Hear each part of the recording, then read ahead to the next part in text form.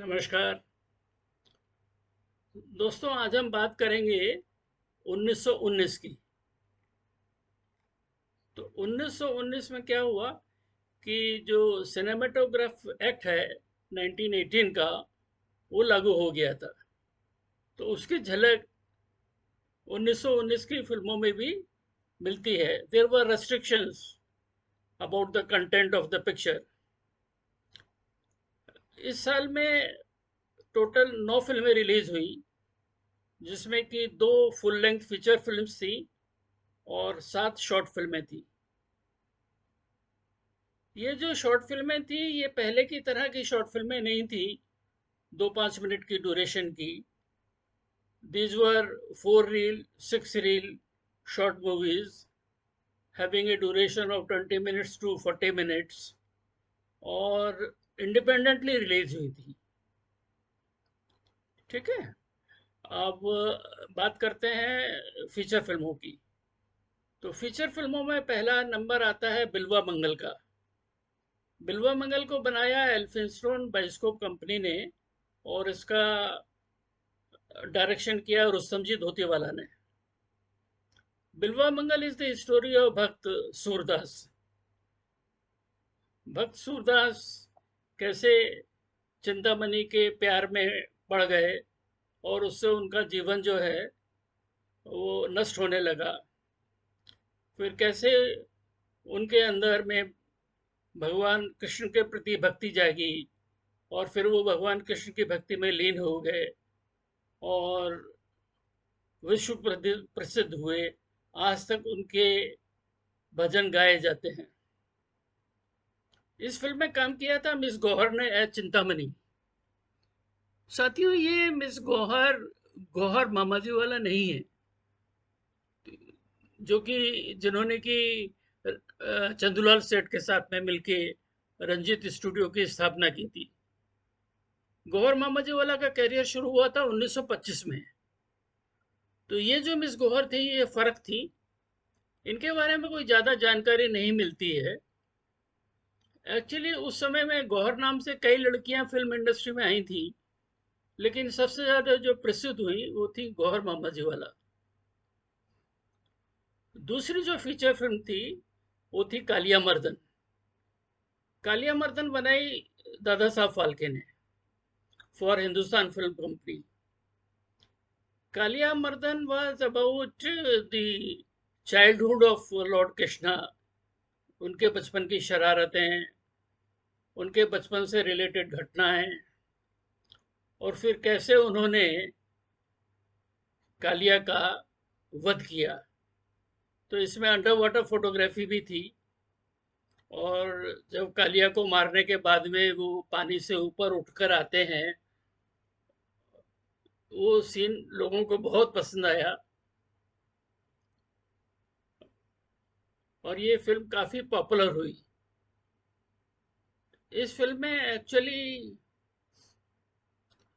Cinematic effects बहुत अच्छे थे। अब बात करते हैं शॉर्ट फिल्मों की। तो शॉर्ट फिल्मों में 2 पिक्चरें बनाई नटराज मुदालियर ने। उसमें से एक थी लवकुश, और दूसरी थी विश्वामित्र मेनका। लवकुश की स्टोरी तो आप लोगों को सभी को मालूम है। भगवान राम के पुत्र, जिन्होंने ऋषि के आश्रम में अपना बचपन बिताया। So the whole film was based on the events of that time.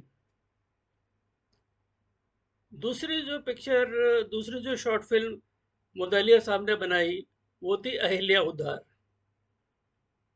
तो अहिल्या को ऋषि के श्राप के कारण पत्थर बन गई थी। तो उसको भगवान राम ने उसका कैसे उद्धार किया, इसको लेके ये पिक्चर बनाई गई थी। इसके बाद में बात करते हैं पाटंकर साहब की 3 फिल्मों की। पाटंकर साहब ने 3 फिल्में बनाई। उसमें एक था नरसिम्हा अवतार। तो भगवान विष्णु कैसे नरसिंह का अवतार लेते हैं, हाफ लायन हाफ मैन, और उस अवतार ने क्या क्या काम किए, उन सब को लेके ये पिक्चर थी। दूसरी पिक्चर थी उनकी कबीर कमल। कबीर कमल क्या थी? It was on the life of संत कबीर।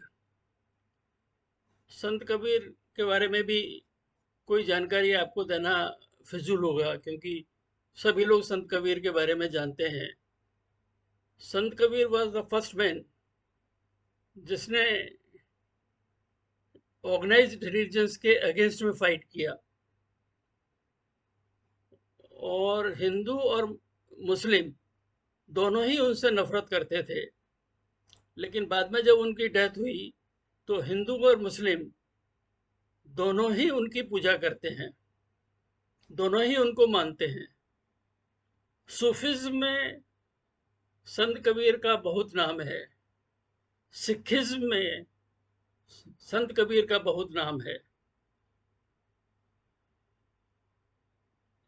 अब बात करते हैं एक और पिक्चर जो उन्होंने बनाई थी, काचा देवयानी। काचा देवयानी, काचा जो था वो था देवताओं के राजा का पुत्र, और देवयानी क्या थी? वो असुरों के राजा की पुत्री थी। दोनों में प्रेम संबंध हुआ। अब आप समझ सकते हैं कि कहाँ देवता और कहाँ दैत्य, और उनके बच्चे आपस में जब प्रेम करें तो it gives rise to various interesting situations. तो इन सब को लेके ये पिक्चर बड़ी इंटरेस्टिंग पिक्चर थी, काफ़ी पॉपुलर रही। शॉर्ट थी लेकिन काफ़ी इंटरेस्टिंग रही, काफ़ी लोगों ने इसको देखा। अब बात करते हैं दो पिक्चरें जो कि जीवी साने ने डायरेक्ट की।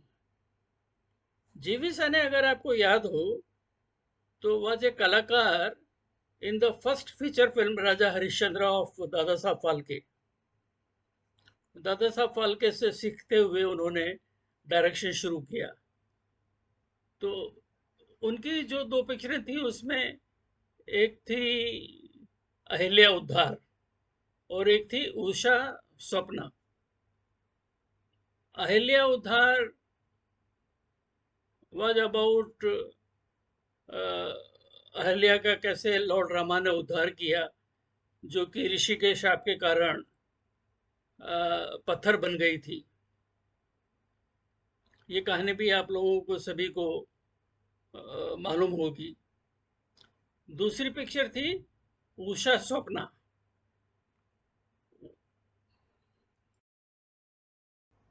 उषा स्वप्ना जो थी वो भी एक लव स्टोरी पर आधारित थी।